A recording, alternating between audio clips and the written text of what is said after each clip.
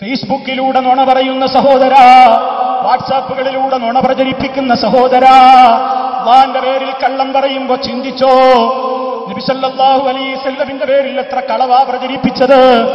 അതുപോലെ തന്നെ ദീനിനെ കുറിച്ച്, മുഅ്മിനീങ്ങളെ കുറിച്ച് എന്ത് കളവാ പ്രചരിപ്പിച്ചത്. ഇവൻ ജിന്നിനോട് പ്രാർത്ഥിക്കുന്ന മുശ്രിക്കാണെന്ന് പറഞ്ഞു. ആരെ പ്രീതിപ്പെടുത്താനാ ഇത് പറഞ്ഞത്?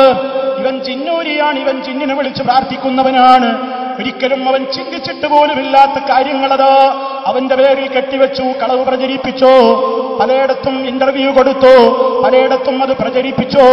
അതുപോലെ തന്നെ ആരാന്റെ പല രൂപത്തിലുള്ള അഭിമാനങ്ങളെയും അത് നശിപ്പിക്കുന്ന നിലക്ക് പലതും വാട്സപ്പിലൂടെ, ഫേസ്ബുക്കിലൂടെ നീ ഫോർവേഡ് ചെയ്തു.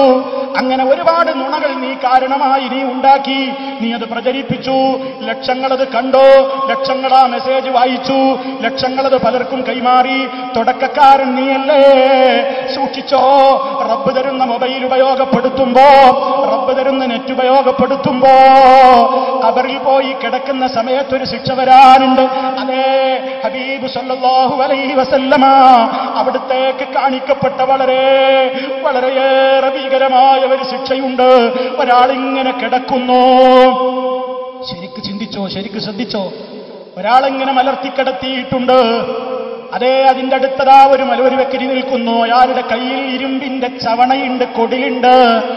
ആ ഇരുമ്പിന്റെ കൊടില് കൊണ്ട് അയാളുടെ വായ കുത്തിക്കീറുകയാണ്, ചെവിവരെ. വായ കുത്തിക്കീറുന്നു, ചെവിവരെ. പിന്നീട് മൂക്കിലേക്ക് തുളച്ചുകൊണ്ട് ചെവിവരെ കീറിമുറിക്കുകയാണ്. കണ്ണിൽ കുത്തിയിട്ട് ചെവിവരെ കീറിമുറിക്കുകയാണ്. വലതുഭാഗം അത് ചെയ്തിട്ട് ഇടത്തെ ഭാഗത്തേക്ക് പോകുമ്പോഴേക്ക് വലതുഭാഗത്തെ മുറിവങ്ങ് കൂടിപ്പോയി.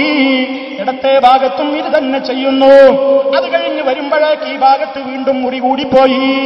അങ്ങനെ തുടർച്ചയായി വായയും മൂക്കും കണ്ണിലുമൊക്കെ കൊടിയിട്ട് കീറി മുറിച്ചുകൊണ്ടിരിക്കുന്ന, ശിക്ഷിക്കപ്പെട്ടുകൊണ്ടിരിക്കുന്ന ഒരു ഹതഭാഗ്യനായ മനുഷ്യനെ ഹബീബ് സല്ലല്ലാഹു അലൈഹി വസല്ലം കാണിക്കപ്പെട്ടപ്പോ ചോദിച്ചറിഞ്ഞു, പുന്നാര ഹബീബ് നബി സല്ലല്ലാഹു അലൈഹി വസല്ലമിന് ആ കാഴ്ച സഹിക്കാനായില്ല, അത് കണ്ടു നിൽക്കാനായില്ല.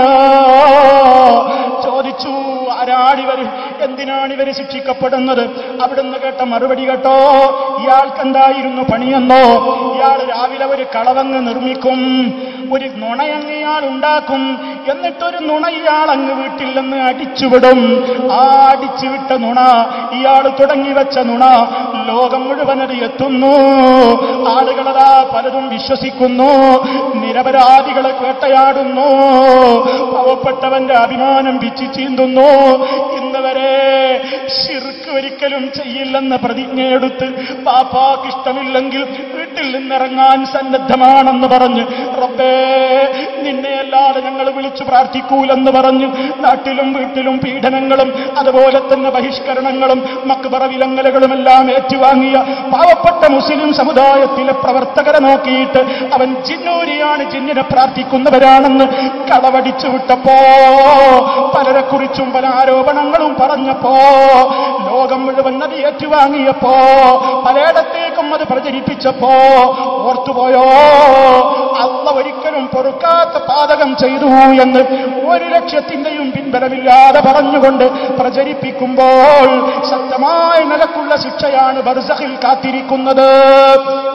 നുണ പറയുന്ന എല്ലാവർക്കും സഹോദരങ്ങളെ നമ്മൾ ചിന്തിക്കുക, ഒരു നുണയെ അടിച്ചുവിടുക, ലോകത്തേക്ക് മുഴുവനും ആ നുണ പ്രചരിപ്പിക്കുക, അവർക്ക് കിട്ടുന്ന ശിക്ഷയാണിത്.